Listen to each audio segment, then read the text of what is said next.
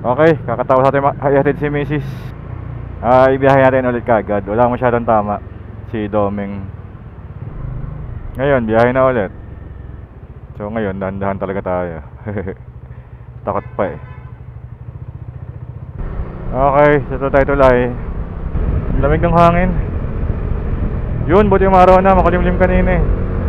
Or naka ano lang tayo, dual visor. Kaya makulimlim. Traffic kaya Wednesday. Doon tayo ulit naman sa ano, Kalayaan.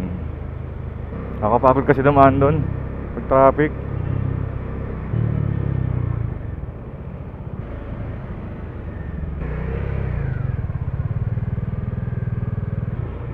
Grabe yung traffic dito. Hindi pa tayo alis, medyo late na tayo pero kailangan natin i-adjust yung angulo ng preno at saka side mirror. Sunod ko lang muna yung helmet ko. Kailangan mahuhulog sasagasaan ka pag nahulog ka dyan. Sana ito yung tools na kailangan natin. Yun, sakto. Tataas natin ng konti. Ayaw kasi pinadjust ko kay Press JC. Okay na yung angulo ng manubela. Ito siguro tinamaan din or na-shock kaya gumalaw. Okay na yan. Okay, so adjust na side mirror naman. Tapos ngayon medyo may takot tayo. Hindi tayo makadikit sa mga sasakyan. Lalo na pag meron sa unahan. May lang tayo. Pero bago pa kasi kahapon lang tayo na aksidente. Tapos yung areglo nga pala dun sa nabangga natin. Nag-message siya kaninang tanghali. 15 daw. Sa Latero, siguro kaya 22 daw sa ibang nakita niya. So 15 na lang daw doon sa isang shop. Tapos tatanong niya kung pupunta pa ako ng Kainta. Sabi ko baka i-Gcash ko na lang kapag nakakuha na ako ng pera. So bukas sana makumpleto na natin yung 15 para matapos na. Hindi rin nakakaya kay sir na inabala natin. Ayun, tingnan natin bukas sana meron na. Nganap tayo ng inuutangan. Kulang pa kasi. Yun lang, ilang ginawa. Tapos inigpitan yung dito sa gitna, sa ilalim. Ito, inigpitan to. Kita nyo ba? Ito, inigpitan tong part na to. Hindi ko alam kung bakit lumuwag yun dito. Siguro sa impact. Kumulas yung clip. So, ngayon, susunduin natin si Mrs. So, samahan nyo lang ako. Okay?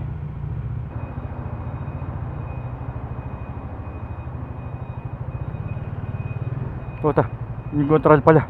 Buti tayo tumba doon, paliko pa naman. Pag sa stoplight, ay hirap-hirap ko yung neutral. Siyempre, umay. Landers na naman. Dito ako pinaka-comfortable talaga dumaan eh. Okay ba yung side mirror? Okay. Ayun, experience natin sa bangga. Nagkaroon tayo ng konting takot. Ayun nga, sabi ko kanina, nagkaroon tayo ng konting takot sa bangga. Pag may nakakasabay tayo mga ganyan, nakakatabi or may sa unahan natin, hindi naman pwedeng unahan mo lahat ng nasa unahan mo. Mas delikado. So kaya tayo, dahan-dahan talaga. May takot eh, pero okay lang yun. Gaya nga sabi ko dati, kung may takot at kaba ka, nakakatulong sa pagiging safe mo. Eh kagaya na nabangga tayo, sobrang komportable natin. Hindi na tayo tumingin sa kalsada. Sobrang tayo sa kumpiyansa. Relax masyado. Nagmamarites habang nagmamaneho. Pero syempre, aksidente, kahit anong sabihin natin, mali pa rin natin yun. Kasi madali sanang maiwasan yun kung nakatingin lang ako. Hindi ako nag-focus dun sa isang aksidente. Nadamay pa talaga tayo, diba? So lesson learned the hard way. So sana magandang example sa inyo. Alam ko naman hindi nyo gagawin yun, pero pag nare-relax na, ganun, huwag kayong magre-relax. Nagre-relax pero yung attention, focus, nandun pa din dapat. Okay, adjustment sa preno. Tama siya sa sa reach ko. Pasok sa panlasa. So ngayon, extra careful tayo. Balik tayo sa dating focus. Buti ganun lang yung nangyari sa atin. Walang tama. Medyo nandun sa inner tie, meron pasa. Ah, hindi pasa eh. Pero may bugbog na part. Kumiskis siya dito sa may gilid ng tangke. Kasi umabante tayo nung nabangga, diba? Natanggal nga to eh. Itong tank bag eh. Tanggal yung mga zip tie na nilagay ko eh. Wala na kasi itong tornilyo. So may nakita akong tornilyo sa bahay na maliliit. Titignan ko kung kasya. Try ko ikabit. Try ko rin bumili ng Loctite. Baka pwedeng lagyan ng Loctite. Nahuluwag eh, tatanggal. Kaya naka ano na lang siya eh. Naubos na yung tornilyo. Kaya naka ano na lang, tawag dito, zip tie. Pinasok ko sa butas. So yung mga content na isip natin gawin, hindi natin magawa ngayon. Bala ko sana mag Baguio. Yung bala kasi kami sa 15. Kasi dahil nga doon sa na-aksidente, tsaka nagbayad tayo, nabawasan yung budget. Hindi ko pala nagbayad, magbabayad tayo yung 15k.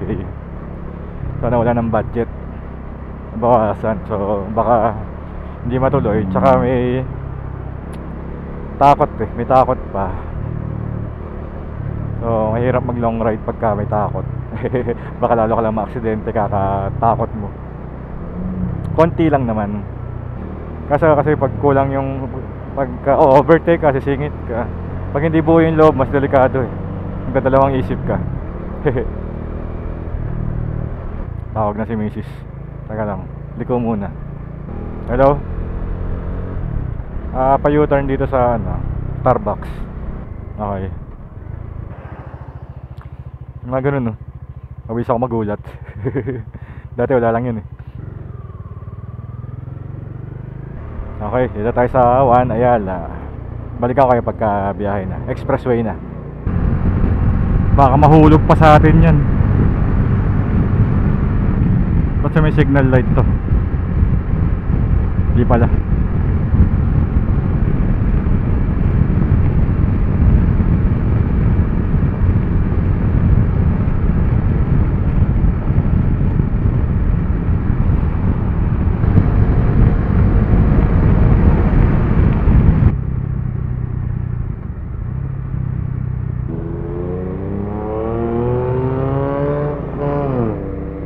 Bilis ng tunog.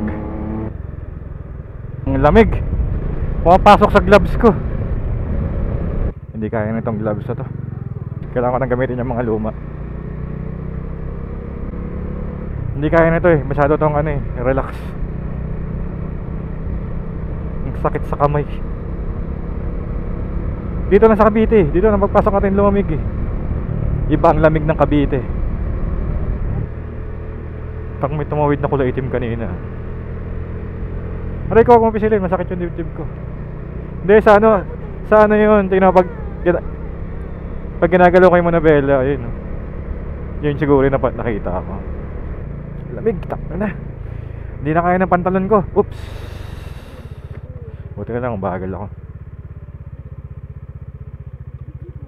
Wag, lalaki yan, baka magalit. Poprotektahan niya yan. Marunong ah. Ang galing ah, marunong.